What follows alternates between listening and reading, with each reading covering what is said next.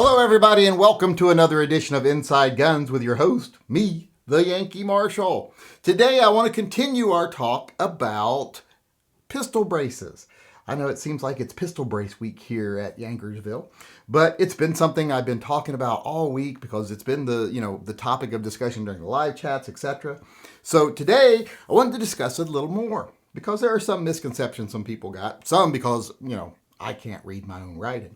And others because they think I'm passing judgment on something or someone, and I'm not. So I want to make clear about when we do our conversation here. And I am not going to be editing this today. I'll edit it, but I'm not going to be doing multiple takes today because yesterday was a nightmare and it just took forever. But I want to get to this. I want to, like I say, talk about certain things. And then what we're going to do is we're going to take my PTR right here and we're going to actually go through the ATF check sheet and see if this is compliant or not. Now, people, don't worry about me. Some people are like, oh, if you show it it's not compliant, you're going to get in trouble. I ain't worried about that, so don't you worry about that. I would actually love the ATF to come after me and say, you're a felon now because you have a non-compliant firearm that you bought from a manufacturer. I'd be like, great, because now we can do a whole series of videos on Yankee sues the ATF, and that would be awesome. But they're not going to do that unless I commit some other crime too, because like I say, they don't charge you for these types of offenses. When was the last time you ever heard of someone getting charged because they put an extended buffer tube on their Benelli, but they didn't put enough American parts in it first? Those kinds of things don't get charged because on their own, if you ever charged anyone with it, they would sue. It would get overturned in the courts. They would lose one of their great tools that they use because they use these little add-on charges. Like if you rob a bank with a rifle and they can say, oh, you shortened it and you did this and you did that. That's extra charges they can add on, which gives you a potentially longer sentence and makes you more likely to plea deal. So that's what they use those for. They're not going to come after you. And like I said, if they did, that would be a welcome court challenge. I'd probably be willing to lose all my guns temporarily. Because I would think to myself, I'm probably going to win enough back to buy more than enough guns, more than what I have now. But with that being said, let's get on with the first part of this video here. And then, like I said, we'll go through the check sheet and see if this gun is compliant.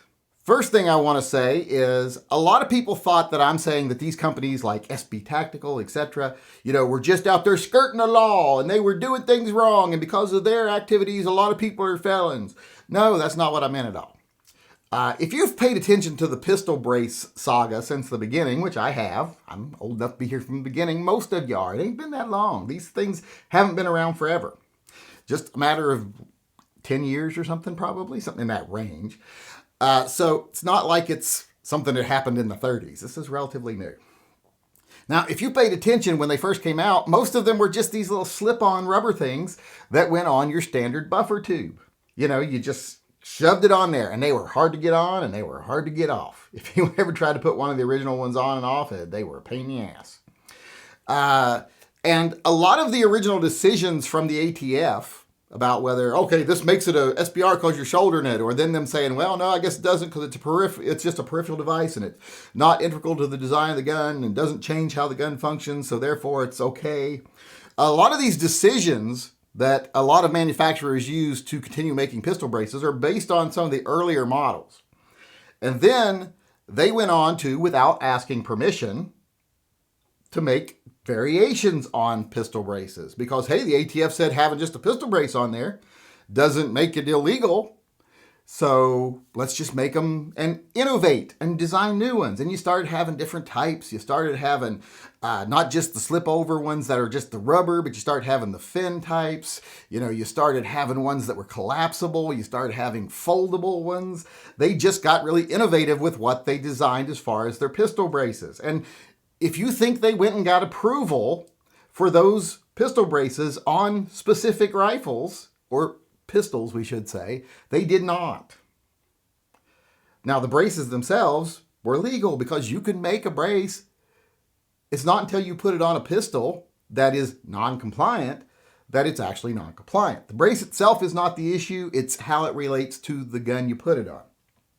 So they can make whatever they want, and they didn't have to seek permission to do that, and they did not.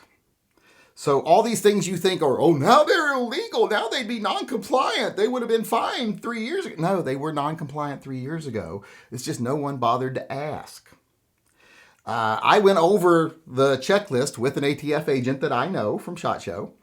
And he's like, it's basically the same stuff that has been in our, what did he call it? I forget our guidance. That's what he called it. Our guidance that we received on how to judge such items. He said, really hasn't changed.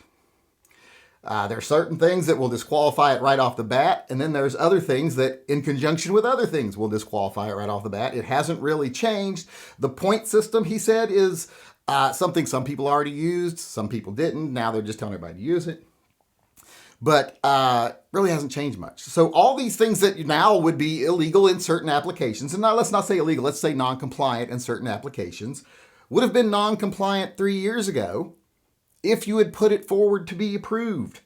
But here's the thing, if you're making the gun in your home, buying just the brace from someone, you're not sending that off to be approved. So you don't have to worry about that at all.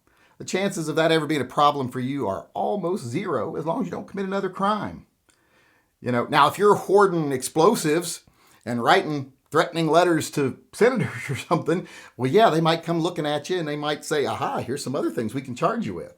But if that's all you're doing, if the worst thing in the world you're doing is you've got a pistol brace on a gun and it's non-compliant by a point because of a sight you put on it or something, I wouldn't worry about that.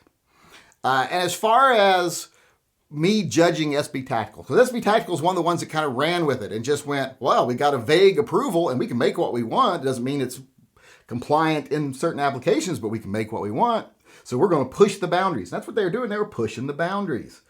And I'm not saying that's bad. I applaud them. Kudos to SB Tactical. As far as I'm concerned, these guys are fucking awesome. They're patriots and they're business people too, and they're making money off of it. So I'm not going to say they're out there sacrificing for the Second Amendment, but they took a risk. Just like how a lot of people who first got involved in the marijuana business in states where it became illegal but was still federally illegal, they took a risk. Most of them are rich now, especially one person I know who asked me to invest is rich now, and I'm not because I didn't invest. But he took a risk. To me, that's a valiant thing. You're like, this is unfair. I'm going to push the boundaries and let's dare the government to do anything about it. And that's kind of the way I see SB Tactical. They're pioneers. They're doing awesome things as far as I'm concerned. Pushing those boundaries. And the fact that the ATF is pushing back now shows that they actually pushed it to a point where there's question now. And when there's question, that's a good thing as far as I'm concerned. Now, why is the ATF getting us involved right now? Well, it's because a lot of people, even though the ATF knew what was going on, they knew that, hey, this pistol brace you're selling, and they did put out a letter saying this. Saying that, hey, this company X, is selling 13 styles of pistol braces. They have ever only applied for approval on 2 of them on 2 specific firearms. So all the other models have never been approved. And the 2 that have been approved haven't been approved on every gun. Just the ones they submitted. So you got to keep that in mind while you're doing this. And like I said, I still applaud SB Tactical. If it wasn't for them and other companies like them, a lot of the things that have been going forward here wouldn't have happened. And we wouldn't have as strong a case as we have now saying, look at this. You want to say these are stocks and not braces and that people are misusing them. Okay. I'm not going to sit here and lie and say the whole stabilizing brace thing is about handicapped people and blah, blah, blah. That's bullshit. It may have started out that way, but the ones we have now that have lengths of pull like are nearly 14 inches long, that's not for a pistol brace. For it to be a pistol brace, you only need about 9 to 10 inches. In fact, the first ones were only on a 6.5-inch buffer tube. And they worked just fine. They pushed the limits to where they got it as close to a stock as it could be, to where it could be used as a stock, but without being called a stock, to prove that the law is stupid. And even if people have these things, there's not going to be a rash of people running out and committing crimes. I think there's been like 1 crime where someone had a pistol brace on their gun. Not a big deal. And it wasn't a contributing factor to how successful he was either. So kudos to SB Tactical. I don't want anyone to think and all the manufacturers of these braces. Don't think that I'm condemning them by saying they never got approval. I'm saying better to ask forgiveness than permission. And that's what they did. They said, we're not going to ask permission. And then if we have to ask for forgiveness, we'll do it in the courts. And that's the way it should have been done as far as I'm concerned. So I'm really happy with them. And like I said, I just wanted to point out to a lot of people have been laboring under this false conception or perception that these pistol braces were always legal on all these guns up until now. No, they weren't. It's just never been challenged. If you send a gun in, and there have actually been far more guns sent to the ATF asking for approval with a pistol brace on it that have been denied over the last several years than ones that have been approved. And they disapproved them for reasons like the length of pull is too long. It's got a collapsible stock. It's got a pad on the back of the brace. There was lots of reasons that they used to disqualify these guns from being mass-produced and sold to the market. And that was true then. It is true now. The only difference is most people never asked. Now we got everybody out there who wants to put one at home asking like they're manufacturers. Here's the thing. If you're not going to manufacture it for sale, don't ask. If you are going to manufacture it for sale, I don't care if you ask or not. You're taking a risk. If you feel that risk is worth it, do it. Very positive as far as I'm concerned. But like I say, we've talked way too long here about whether they've changed much or not, because they haven't. The only thing is more people are aware now, and it's on paper now, and blah, blah, blah. It was on paper before, but it was on like what they called guidance memos or something. So let's go through the PTR, though, because one of the things people said yesterday when I showed my PTR is like, well, that wouldn't be compliant because what you said the measurement on the trigger pull is. And you're absolutely right, because I read the trigger pull length wrong. I actually read the first numbers from the CZ, or from this one, and the last part from the CZ, because I hadn't written right next to each other. You know how like when you look at like when you're reading like phone number, fax number for a shop or something, and you put in the first 3 numbers of the phone number, but then the last 4 numbers of the fax because you get, I think I'm fucking dyslexic. But I don't know. Maybe I'm just stupid. But the actual trigger pull on this gun, which we will discuss in a minute, is legal. But what I want to do here is I want to go step by step through the actual form that the ATF agents use to judge a pistol, and we'll see if this is compliant or not. Do I got to start hiding in my barn and burying my weapons or not, or am I okay for now? So let's actually pull up the list here. Let's go through it, and we'll judge this gun.